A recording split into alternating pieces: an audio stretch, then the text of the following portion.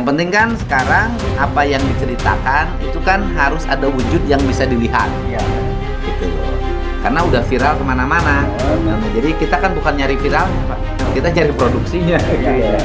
Hebatnya seorang KDM adalah entah itu nanti Bobby Boss ini proyeknya itu berhasil atau tidak, itu dia akan tetap mendapatkan kredit yang positif. Dan yang paling utama adalah membuktikan pada publik.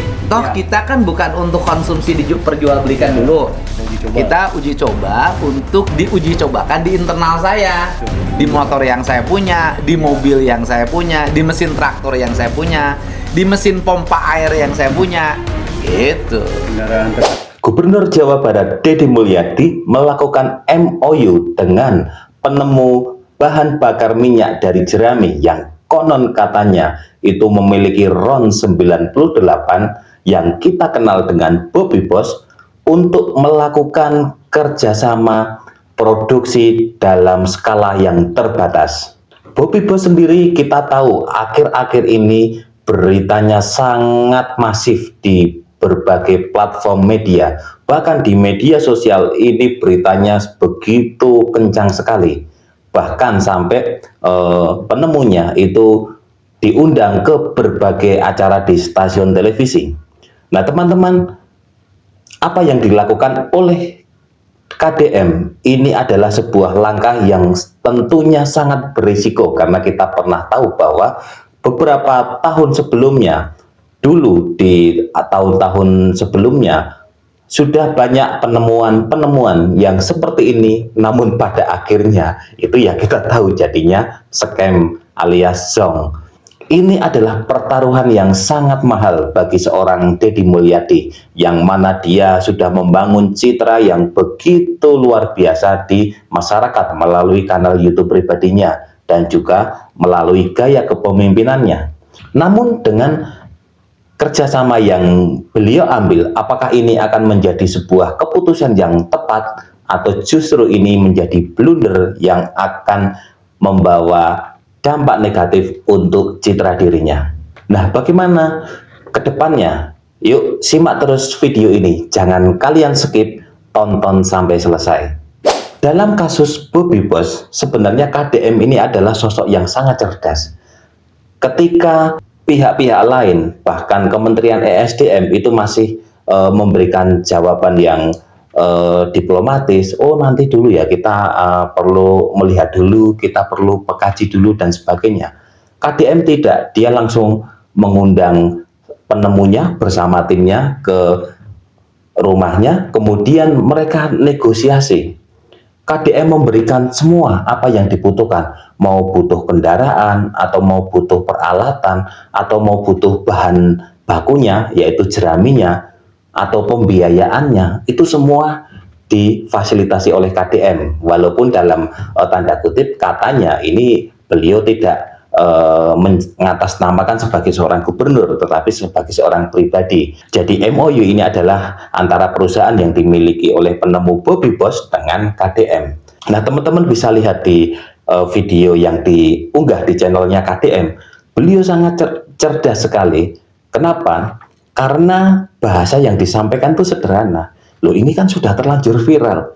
Jadi saya ingin membuktikan, jangan sampai nanti ini sudah viral, oh ternyata tidak bisa dibuktikan, kan akhirnya malah jadi tidak baik. Hebatnya seorang KDM adalah entah itu nanti Bobby Boss ini proyeknya itu berhasil atau tidak, itu dia akan tetap mendapatkan kredit yang positif.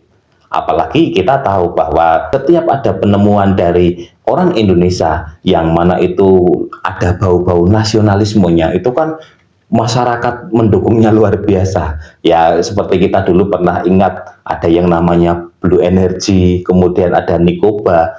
Walaupun pada akhirnya itu zong, tapi awal-awal itu yang mendukung wah luar biasa, bahkan sampai membawa-bawa, oh jangan sampai ini nanti digagalkan oleh mafia migas dan sebagainya. Tetapi itu tadi teman-teman, bahwa memang apa-apa yang berbau nasionalisme di Indonesia itu memang luar biasa. Nah, inilah yang saya lihat dari KDM, bahwa dia sangat pandai mengambil situasi dan momen ini.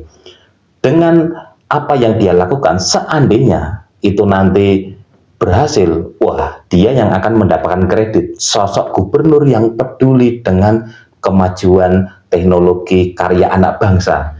Seorang gubernur yang mampu memberi fasilitas, tidak hitung-hitungan, kemudian mampu memberi ruang untuk anak bangsa itu membuktikan bahwa kita bisa berdikari. Wah, itu nilai yang luar biasa untuk investasi citra di jangka panjang.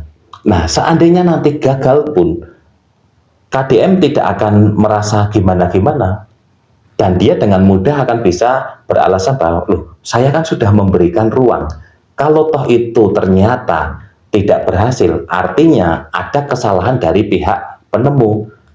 Dan justru KDM inilah yang dia bisa memberikan bukti bahwa, oh, ini ternyata masih prematur dan sebagainya. Jadi memang cerdas KDM ini dalam mensikapi tentang adanya Bobby Boss ini.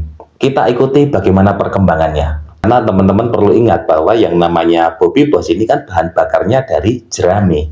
Nah, sementara ya kita tahu kalau untuk memproduksi Bobby Boss itu butuh banyak jerami, maka itu juga nanti akan menjadi PR tersendiri. Apalagi jika seandainya ini untuk produksi massal. Mungkin kalau dalam kisaran 1000 hektar, 2000 hektar atau sampai 100.000 hektar untuk bahan baku jerami mungkin masih bisa, tetapi ketika nanti untuk puluhan juta atau ratusan juta itu akan menimbulkan efek masalah yang lain juga. Saya memiliki keyakinan bahwa ini kemungkinan akan berhasil untuk sebagai menjadi dari jerami jadi bahan bakar ya. Tetapi kalau untuk dalam produksi massalnya itu yang masih belum tahu ya. Kita tetap memberikan ruang optimis, kita tetap memberikan ruang positif bagi mereka yang mau membuktikan, terutama bagi Bobby Boss.